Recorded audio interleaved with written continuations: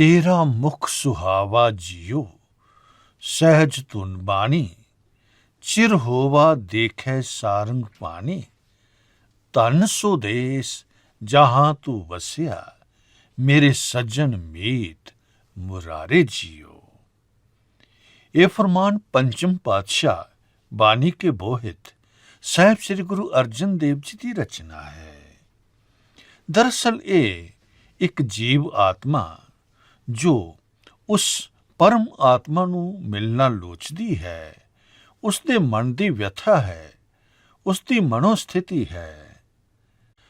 तो साहिब श्री गुरु ग्रंथ साहिब जी दे विच सुभायमान श्री 12 माह माझ बाणी अनुसार 8वां महीना इस तरह है। साहिब इस तरह बयान करते हैं, कत्तक कर्म कमावने, दोष न काहू जोग।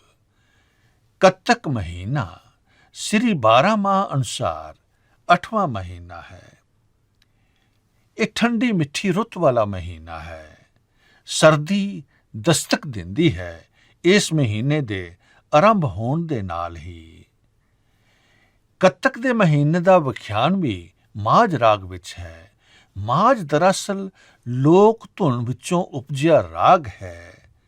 माझ राग विच हिरदे दी वेदना कही जाती है, जिवें पुरातन समय विच बीबियां औंसियां पांदियां सन, काग उड़ाउंदियां सन।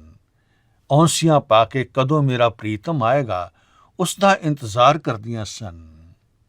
मावां परदेस गए पुत्तां नूं उਡੀਕदियां सन। पर 12 माह माझ विच उस इष्ट परमात्मा नूं मिलना लोचदी है, औंसियां पांदी है जीव रूप इस्त्री।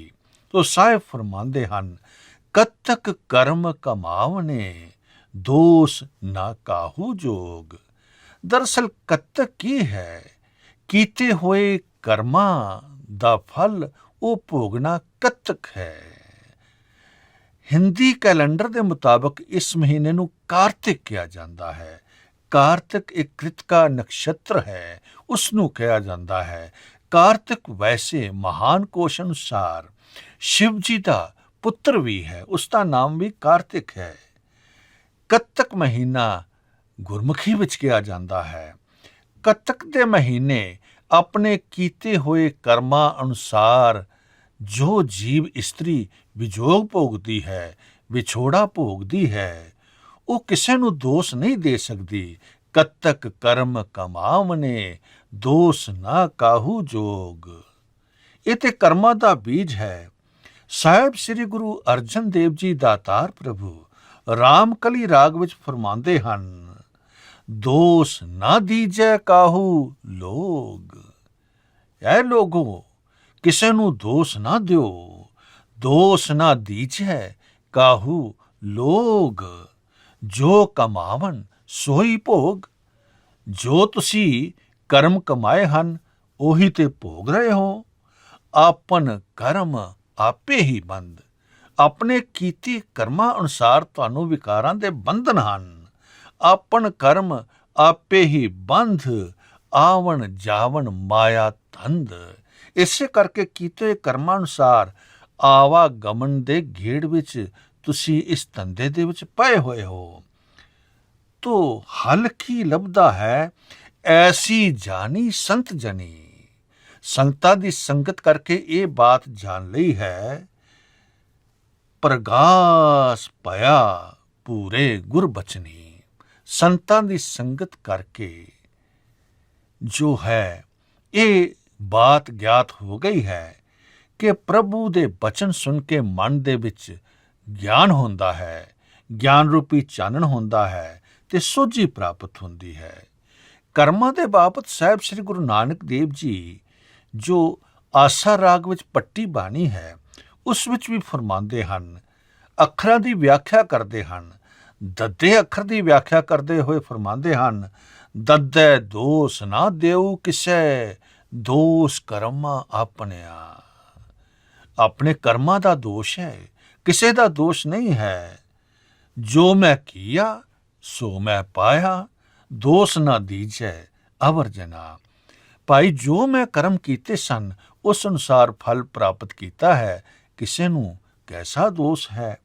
ਤੋ ਕਤਕ ਕਰਮ ਕਮਾਵਨੇ, ਦੋਸ਼ ਨਾ ਕਾਹੂ ਜੋਗ, ਪਰਮੇਸ਼ਰ ਤੇ ਭੁੱਲਿਆ ਵਿਆਪਨ ਸਭੇ ਰੋਗ। ਕਰਮ ਹੀ ਐਸੇ ਕੀਤੇ ਹਨ ਕਿ ਪਰਮੇਸ਼ਰ ਵੀ ਭੁੱਲ ਗਿਆ ਹੈ, ਉਸ ਨੂੰ ਕਦੀ ਚੇਤੇ ਹੀ ਨਹੀਂ ਕੀਤਾ, ਉਸ ਦਾ ਕਦੀ ਚਿੰਤਨ ਹੀ ਨਹੀਂ ਕੀਤਾ। ਇਸੇ ਕਰਕੇ ਇਹ ਸਭ ਰੋਗ ਵਿਆਪ ਰਹੇ ਹਨ। ਦੁੱਖ ਸੁੱਖ ਇਹ ਕਰਮਾਂ ਦੀ ਉਪਜ ਹੈ। ਚੰਗੇ ਕਰਮ ਹਨ, ਸੁੱਖਾਂ ਦੀ ਪ੍ਰਾਪਤੀ ਹੈ, ਔਰ ਜੇ ਮਾੜੇ ਕਰਮ ਹਨ ਤੇ ਦੁੱਖ ਝੋਲੀ ਵਿੱਚ ਪੈਂਦੇ ਹਨ। ਦੁੱਖ ਸੁੱਖ ਦੋਏ ਦਰ ਕੱਪੜੇ, ਪਹਿਰੇ ਜਾਏ ਮਨੁੱਖ। ਸਾਹਿਬ ਫਰਮਾਉਂਦੇ ਹਨ ਕਿ ਪਰਮੇਸ਼ਰ ਨੂੰ ਭੁੱਲਿਆ ਉਸ ਪ੍ਰਭੂ ਤੋਂ ਵੇਮੁਖ ਹੋ ਜਾਈਦਾ ਹੈ, ਤਾਂ ਹੀ ਇਹ ਵਿਛੋੜਾ ਲੱਗਦਾ ਹੈ। ਵੇਮੁਖ ਹੋਏ ਰਾਮ ਤੇ, ਲੱਗਣ ਜਨਮ ਵਿਜੋਗ। ਜਨਮਾਂ ਜਨਮਾਂਤਰਾਂ ਦਾ ਵਿਛੋੜਾ ਪੈ ਜਾਂਦਾ ਹੈ ਜੇਕਰ ਅਸੀਂ ਪ੍ਰਭੂ ਤੋਂ ਬੇਮੁਖ ਹੋ ਜਾਂਦੇ ਹਾਂ। ਅਸੀਂ ਮਨਮੁਖ ਹੋ ਜਾਂਦੇ ਹਾਂ, ਗੁਰੂ ਵੱਲ ਮੁਖ ਹੀ ਨਹੀਂ ਕਰਦੇ, ਗੁਰੂ ਦਾ ਗਿਆਨ ਹੀ ਨਹੀਂ ਪ੍ਰਾਪਤ ਕਰਦੇ, ਵੇਮੁਖ ਹੋ ਜਾਂਦੇ ਹਾਂ। ਵੇਮੁਖ ਹੋਏ ਰਾਮ ਤੇ, ਲੱਗਣ ਜਨਮ ਵਿਜੋਗ। ਤੋਂ ਨਤੀਜਾ ਕੀ ਹੁੰਦਾ ਹੈ? ਜਿਤਨੇ ਵੀ ਸੁੱਖ ਹਨ ਉਹ ਸਭ ਵਿਅਰਥ ਹੋ ਜਾਂਦੇ ਹਨ। ਖਿਨ ਵੀ ਨਹੀਂ ਲੱਗਦਾ। ਖਿਨ ਮੈਂ ਕੌੜੇ ਹੋਏ ਗਏ, ਜਿਤੜੇ ਮਾਇਆ ਭੋਗ। ਮਹਿਲ ਮਾੜੀਆਂ ਹਨ, ਪਰ ਜੇਕਰ ਮਨ ਦੀ ਅਵਸਥਾ ਹੀ ਠੀਕ ਨਹੀਂ ਹੈ, ਮਹਿਲ ਮਾੜੀਆਂ ਦਾ ਕੀ ਲਾਭ ਹੈ? ਤਾਂ ਸਾਰੇ ਭੋਗ ਜੋ ਹਨ ਉਹ ਕੌੜੇ ਹੋ ਜਾਂਦੇ ਹਨ। ਖਿਨ ਮੈਂ ਕੌੜੇ ਹੋਏ ਗਏ, ਜਿਤੜੇ ਮਾਇਆ ਭੋਗ। ਤੋ ਸਾਹਿਬ ਫਰਮਾਉਂਦੇ ਹਨ, ਇਸ ਦੇ ਵਿੱਚ ਕੋਈ ਕੁਝ ਨਹੀਂ ਕਰ ਸਕਦਾ। ਵਿੱਚ ਨਾ ਕੋਈ ਕਰ ਸਕੈ, ਕਿਸਥੈ ਰੋਵੈ ਰੋਜ਼। ਇਸ ਦੇ ਵਿੱਚ ਕੋਈ ਸਹਾਈ ਨਹੀਂ ਹੋ ਸਕਦਾ। ਕਿਸ ਦੇ ਅੱਗੇ ਪੁਕਾਰ ਕਰੋਗੇ? ਕਿਉਂਕਿ ਸਮਰੱਥ ਤੇ ਪ੍ਰਭੂ ਹੈ। ਇਸ ਦੀ ਸੋਝੀ ਗੁਰੂ ਦੁਆਰਾ ਹੁੰਦੀ ਹੈ। ਇਸ ਕਰਕੇ ਭਾਈ ਕੀਤੇ ਕਰਮਾਂ ਅਨੁਸਾਰ ਫਲ ਪ੍ਰਾਪਤ ਹੁੰਦਾ ਹੈ। ਇਸ ਦੇ ਵਿੱਚ ਕੋਈ ਕੁਝ ਨਹੀਂ ਕਰ ਸਕਦਾ। ਕੀਤਾ ਕਿਛੂ ਨਾ ਹੋਵਈ, ਲਿਖਿਆ ਧੁਰ ਸੰਜੋਗ। ਇਹ ਜੋ ਸੰਜੋਗ, ਜੋ ਲੇਖ ਲਿਖੇ ਗਏ ਹਨ, ਕੀਤੇ ਗਏ ਕਰਮਾਂ ਅਨੁਸਾਰ ਲਿਖੇ ਗਏ ਹਨ। ਕੁਛ ਵੀ ਉਪਾਅ, ਕੁਛ ਵੀ ਕੰਮ ਜਿਹੜਾ ਹੈ ਉਹ ਸਹਾਈ ਨਹੀਂ ਹੋ ਸਕਦਾ। ਤੋ ਅੱਗੇ ਕਰਮ ਬਖਸ਼ਿਸ਼ ਦਾ ਦਰ ਖੁੱਲਦਾ ਹੈ।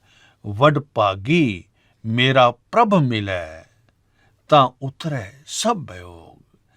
ਜੇਕਰ ਸਤਪੁਰਸ਼ਾਂ ਦੀ ਸੰਗਤ ਕੀਤੀ ਜਾਵੇ ਔਰ ਵੱਡੇ ਭਾਗਾਂ ਨਾਲ ਸੱਚਾ ਮਾਰਗ ਪ੍ਰਾਪਤ ਹੋ ਜਾਏ, ਪ੍ਰਭੂ ਦੀ ਪ੍ਰਾਪਤੀ ਵੱਲ ਰੁਚਿਤ ਹੋਇਆ ਜਾਏ, ਤਾਂ ਸਾਰੇ ਵਿਜੋਗ ਦੂਰ ਹੋ ਜਾਂਦੇ ਹਨ।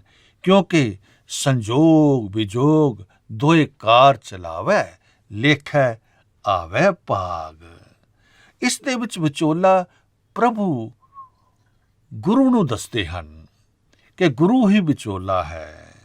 ਜਿਸ ਤਰ੍ਹਾਂ ਕਿ ਸਾਹਿਬ ਸ੍ਰੀ ਗੁਰੂ ਅਰਜਨ ਦੇਵ ਜੀ ਦਾ ਫਰਮਾਨ ਹੈ, ਰਾਮਕਲੀ ਕੀ ਵਾਰ ਵਿੱਚ ਬਸੀਠ ਵਿਚੋਲੇ ਨੂੰ ਕਹਿੰਦੇ ਹਨ, ਜੈਸਾ ਸਤਿਗੁਰ ਸੁਣੀਦਾ, ਜੈਸਾ ਸਤਿਗੁਰ ਸੁਣੀਦਾ, ਤੈਸੋ ਹੀ ਮੈਂ ਢੀਠ, ਵਿਛੜਿਆ ਮੇਲੇ ਪ੍ਰਭੂ, ਹਰ ਦਰਗਹਿ ਕਾ ਬਸੀਠ, ਹਰ ਨਾਮੋ ਮੰਤਰ ਦ੍ਰਿੜਾਏਂਦਾ, ਕੱਟੇ ਹੋਮੈ ਰੋਗ, ਨਾਨਕ ਸਤਿਗੁਰ ਤਿਨਾ ਮਿਲਾਇਆ, ਜਿਨਾ ਤੁਰੇ ਪਿਆ ਸੰਜੋਗ। ਤੋ ਸਾਹਿਬ ਬੇਨਤੀ ਕਰਦੇ ਹਨ ਪੰਚਮ ਦਾਤਾਰ, ਨਾਨਕ ਕਉ ਪ੍ਰਭ ਰਾਖ ਲੇ, ਮੇਰੇ ਸਾਹਿਬ ਬੰਦੀ ਮੋਚ। ਦਾਸ ਨੂੰ ਦਾਸਾ ਭਾਵ ਵਿੱਚ ਸਾਹਿਬ ਸ੍ਰੀ ਗੁਰੂ ਅਰਜਨ ਦੇਵ ਜੀ ਬੇਨਤੀ ਕਰਦੇ ਹਨ ਕਿ ਹੇ ਬੰਧਨਾਂ ਤੋਂ ਮੁਕਤੀ ਖਲਾਸੀ ਕਰਨ ਵਾਲੇ ਮੇਰੇ ਸਾਹਿਬ, ਮੇਰੀ ਰੱਖਿਆ ਕਰੋ, ਮੈਨੂੰ ਵਿਕਾਰਾਂ ਤੋਂ ਬਚਾ ਲਓ। ਤੋ ਹਲ ਦੱਸਦੇ ਹਨ, ਕਤਕ ਹੋਵੈ ਸਾਧ ਸੰਗ, ਬਿਨਸੈ ਸਭ ਹੈ ਸੋਚ। ਕੱਤਕ ਦੇ ਮਹੀਨੇ ਦਾ ਸੁੱਖ, ਇਸ ਠੰਡੀ ਮਿੱਠੀ ਰੁੱਤ ਦਾ ਸੁੱਖ, ਇਸ ਪ੍ਰਭੂ ਦੀ ਗੋਦ ਦਾ ਨਿੱਘ ਤਾਂ ਹੀ ਬੰਦਾ ਮਾਣ ਸਕਦਾ ਹੈ। ਜੇਕਰ ਸਤਪੁਰਸ਼ਾਂ ਦੀ ਸੰਗਤ ਕਰਦਾ ਹੈ ਤਾਂ ਸਾਰੀਆਂ ਸੋਚਾਂ, ਫਿਕਰ, ਤੌਖਲੇ, ਕਲੇਸ਼ ਸਮਾਪਤ ਹੋ ਜਾਂਦੇ ਹਨ। ਕਤਕ ਹੋਵੇ ਸਾਧ ਸੰਗ, ਬਿਨਸੈ ਸਭੇ ਸੋਚ। ਇਹ ਸਾਧੂ ਸੰਗ ਦੀ ਮਹਿਮਾ ਹੈ।